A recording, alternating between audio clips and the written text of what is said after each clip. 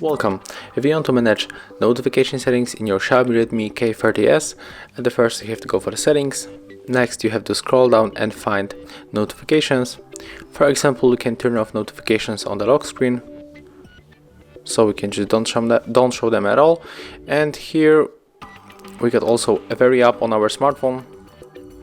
So when we go for the sort by numbers of notifications, the most of notifications we got from the Play Store, so we can permanently turn them off by tapping on the switcher.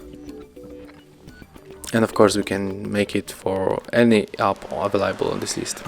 So that's how it looks. Thank you guys for watching. Leave thumbs ups, comments and subscribe to our channel.